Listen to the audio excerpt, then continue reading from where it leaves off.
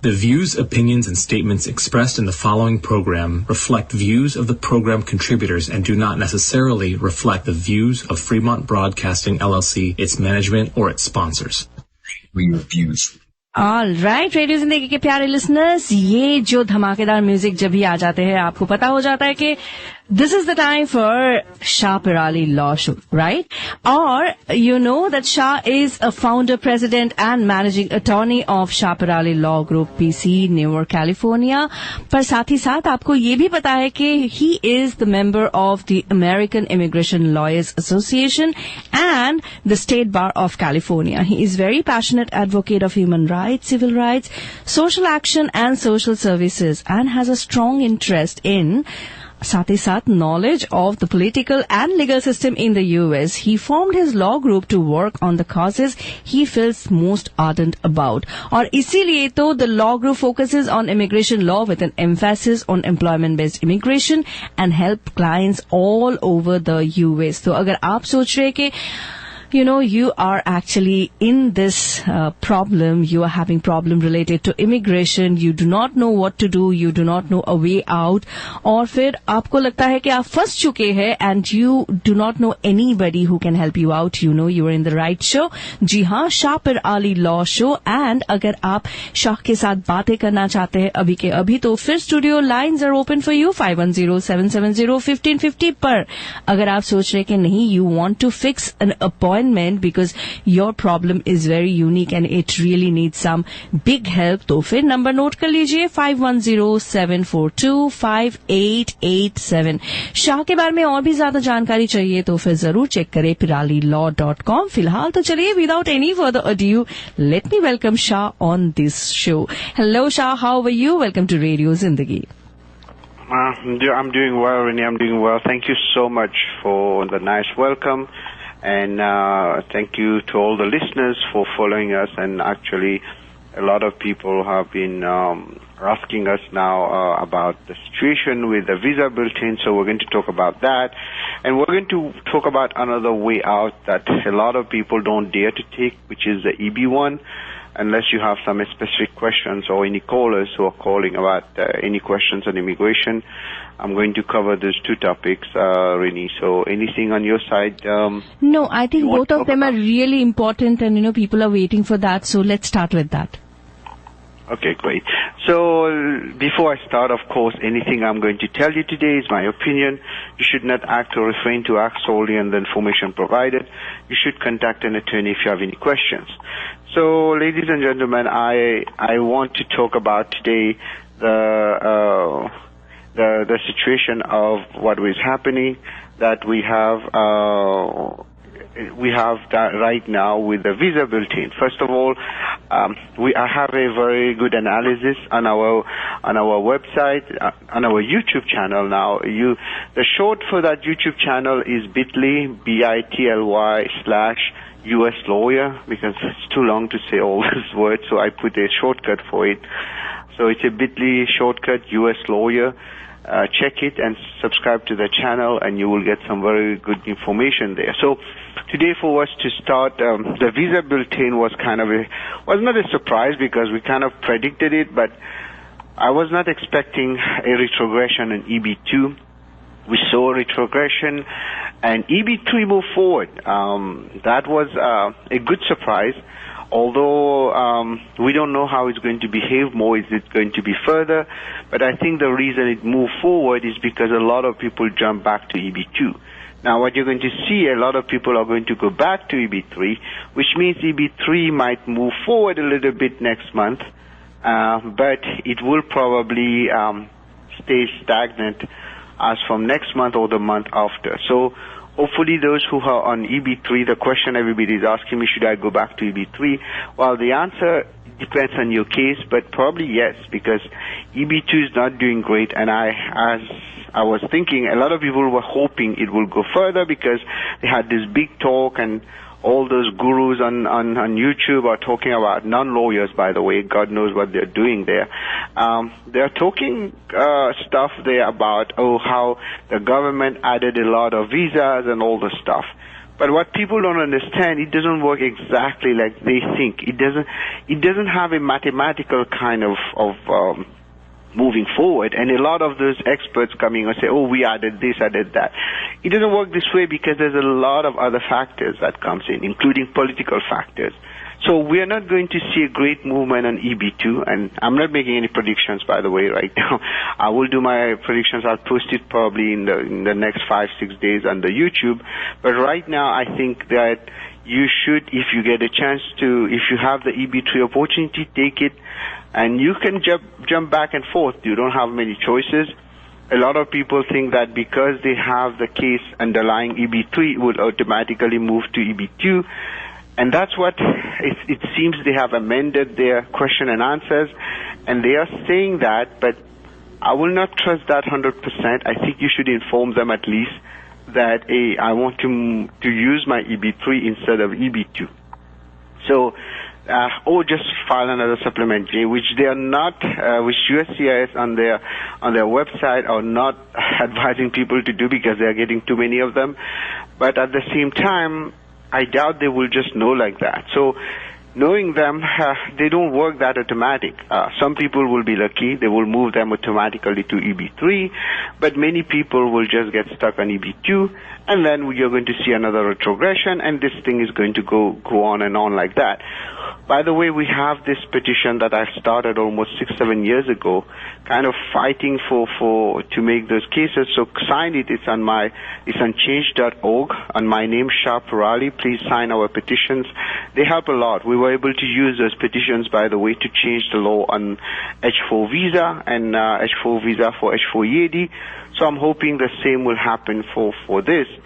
And it does work once in a while, but we have to continue, and I'm surprised. We have almost 12,000 signatures there, but I'm hoping we should get at least 100,000 because almost 500,000 people are affected by this. So now, looking at the perspective, what is there? Should we move to EB3? The answer depends on your case, but probably yes, if your EB3 is current. So inform USCIS, although they are saying not to file a new supplement J. I'm doubtful how they're going to, if they will look at those cases. So my idea is maybe send a letter, just kind of an approach, a proactive approach, although I have not tried it yet, so I'm saying it like that. Maybe send a letter to USCIS informing them there was an underlying EB3, so please use the EB3. Hopefully they do it on their own, but you can't be sure with those guys. So at the end of the day now, EB3 is doing okay. EB1 moving back to 2011, not a good news. And I think it might go back a little bit more now based on that. Maybe it will move to around 2010. But maybe, okay, don't call me and say, Shah, you said this now, this is happening. Because I had someone writing to me and say, oh, you said this and it didn't happen. I didn't say anything. All I said is it was not going to move forward. It might move backward, and it did, and it didn't move forward. So it's not an exact science. I'm just guessing here, and anybody who thinks that they have the exact science of this are really fooling you. So be careful on that part. Now, the other option that a lot of people should be looking into is EB1. There are 3 categories of EB1. There are the EB1As for aliens of extraordinary abilities. I don't like to use the word alien, by the way, Rini, because I don't think we're from Mars or anything. Can you hear me, by the way? Yes, sure. Hello? Yeah, loud and clear. Okay. Because I'm not hearing you, so I'm not sure if I'm going through perfectly. So what happened is that there are 3 kinds of EB1. The other EB1As for aliens of, well, again, alien, but people of extraordinary ability. They have to demonstrate basically a certain criteria. We're going to go a little bit over this in a few. The second one are for EB1B. Those are outstanding professors and researchers. And number 3 are the EB1C for multinational managers or executives. All those 3 options are very good, actually. If you can qualify for one of them, take them and run, okay? Especially if you're born in India, I don't see good things happening on EB2 or even EB3 in the next few years. So take those EB1 if you get them, and you might qualify for many of them. One of the one that many people will probably qualify if their companies are multinationals is what we call the EB1C. These are people who have been working there for 1 year, and they're coming here to work in that position in a managerial role or in an executive role. You should get it, but the requirements are, number one, the companies have to be related somehow, subsidiaries, affiliates, or a branch, okay? And the second thing, you have to have worked there as an executive or in a managerial role. When I'm talking about managerial role, I'm talking about really kind of high-level managers. And then 3, you have worked there in the past 3 years for 1 year. So you meet those requirements, you can get an EB1C. Just as a footnote, there's no need to be an L1A to file this, okay? A lot of people get confused. You can file an EB1C while you're an H1B, as long as you meet the requirements. So take advantage of that. If your company has a branch in Canada, in Europe, or wherever, you can go, work there for 1 year, and then come back. You probably will be eligible for EB1C. That's one thing. So I'm going backward here. Then the second are outstanding professors and researchers. These are the EB1B. You must have to at least, you must demonstrate international recognition for outstanding achievements. These are big words, but in the academic field, which most people from India, many people from India do have, you must have at least 3 years of experience in teaching and research. That academy, you must be entering the United States in order to pursue a tenure or a tenure track teaching or a comparable research position at a university, institution of higher education, or private employer. Okay? And the evidence you have to show is you must at least have 2 of the 6 criteria that I'm going to list later. And the thing is that the EB1B is pretty good. Many people meet the threshold, but you're dependent on the employer. You need an employer to file this for you. You can't just self-petition yourself. Yes, any questions? No. This is very interesting, actually, because a lot of people, they do not consider those options. So it's great that you are actually explaining all of them. So Radio Zindagi listeners, I just wanted to tell you कि कभी-कभी आप भी सोचते हैं कि you do not have any way out, but देखिए, like you have actually like several things, and it's just that you need somebody really knowledgeable and experienced to help you out with them. तो इसीलिए अगर आप अभी के अभी कोई भी सवाल पूछना चाहते हैं, radio lines are open for you. 5107701550 है हमारा नंबर. पर अगर आप शाह के साथ एक बाद में अपॉइंटमेंट फिक्स करना चाहते हैं तो नंबर नोट कर लीजिए 5107425887 या फिर चेक करें peerallylaw.com. Shah, over to you. Indeed. So we're going to talk now about the EB1A, which is the most interesting one. It's a little bit more difficult, not a little bit, a lot more difficult to really meet. But this is something that maybe 1 out of 10 clients are meeting, right? If you read the USCIS website, it's pretty much the threshold is so high that you will get discouraged. But it doesn't work exactly like that. So according to them, well, according to the law, you must demonstrate that you are of extraordinary ability in the science, arts, education, business, or athletics through sustained national or international acclaim. And here the examples of Pulitzer Prizes, Oscars, Olympic medals. Okay, hold on a second here. Most people don't have that, but they still get an EB1A. The reason for that is what they gave you as example up there, these are almost an automatic EB1A. But that's not exactly what people have. And a lot of people have things that you will be surprised that can be used without having to refer to a Pulitzer Prize or an Oscar, right? And all that information actually is there under Volume 6, Part F, Chapter 2 of the USCIS Policy Manual, which refers to all the codes, etc. So you can read it yourself, but having a lawyer by your side to do it is always helpful. Yeah, not it's always easier as very well. helpful in this. Now, in this case, it is because the way that the law is crafted, they can easily kind of find a loophole and deny you. So the lawyer can be basically the person who can filter that. But the question is, the lawyer has to be good too, because it's almost a work of art. Just to prepare a case like that might take us sometimes 6 months, even 1 year. Some cases 1.5 years to prepare. It's not that easy. But right now, it's probably one of the best way out, because even if the dates get current, if then the dates go forward, it won't go beyond probably 2012. So my hope was 2014, according to my calculations, but the way things are going, plus we are going to get hit really hard with layoffs and recession, which is happening, and I don't know, I should insert that here, but the truth is that 2023 is not going to be easy. We need to be ready for that. There's no way out of this. We are already seeing it in our field. You're seeing it in the IT industry. A lot of people are going to lose their jobs. A lot of people will have to go back. But the good thing I wanted to tell you is just because you go back doesn't mean you cannot come back, okay? If things get better, you can always revive your H1. And EB1, we can even file it while you're in India, okay? I repeat that. You can never have come to the U.S. If you qualify for one of those, I can bring you straight on a green card. I've done it for many cases. Well, our law firm has done it for many cases. We have done it for reporters, a national interest waiver, stuff like that. So it's not the end.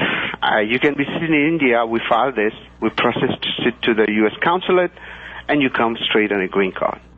Okay?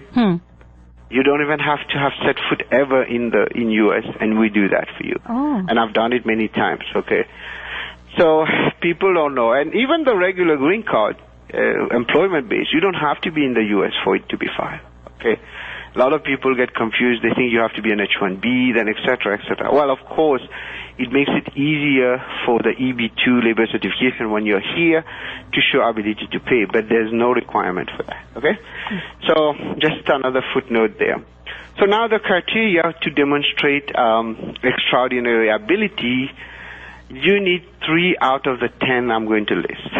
Okay, evidence of receipt of lesser nationally or internationally recognized prizes or awards for excellence. Okay, well, if you have it, you have it. I can go on and on with so many of them. Pulitzer Prize, Oscar, etc. Those are straightforward. But you might have other stuff, but we have to show it's internationally recognized or nationally recognized. Evidence of membership in association in the field which demand outstanding achievements of their members. A lot of people ask me, and I don't want to mention names here, but which associations? You'll be surprised at associations that really fall into that. Some people think they're not good, but they are. Okay, so I'm not going to list them because that would be kind of promoting them. Then you have evidence of published materials in major trade publications or major media. So that, a lot of people have that. They don't realize it, but we're not talking about just regular publication or a regular newspaper. We're talking about professional and trade publication. By the way, major newspaper can work. If you publish something on Washington Post or New York Times and things like that, it might work, but that it has to be something which is related to your profession. Not just because you write an article about Trump or about Biden, it won't work, okay? Unless you are in that field where you write articles, political articles, okay? You're a reporter or some writer. Then the interesting one is evidence that you have been a judge to work on others, to judge the work of others, either individually or on a panel. Many times you will see companies will have organized stuff where they will have to judge the work of peers and things like that. You should get in. If you get in, we can use that, okay? But it has to be something of high level. You cannot just tell me I was judging them to make cakes and things like that, unless you are in the cooking industry, right? So it won't work otherwise. Now, evidence of your original scientific, scholarly, artistic, athletic, or business-related contributions of major significance in the field. So what happens here is a patent might do. Not always, because it depends. But also you might use, you might be very important to something very specific and important to that, a specific company, right? It might not really look a major contribution in the field for the entire country, but you need to meet the requirements that you have also proven. Oh, I don't have a lot of time. I was going to go with that, but 5 minutes. So there's a lot of things we can do on that, but that's the reason you should talk to us. We will see if we can. And of course, evidence of authorship of scholarly articles in major trade publications. That's pretty much the PhD style. And evidence that your work has been displayed at artistic exhibitions or showcase. By the way, artists also qualify in those. Artists, actors, etc.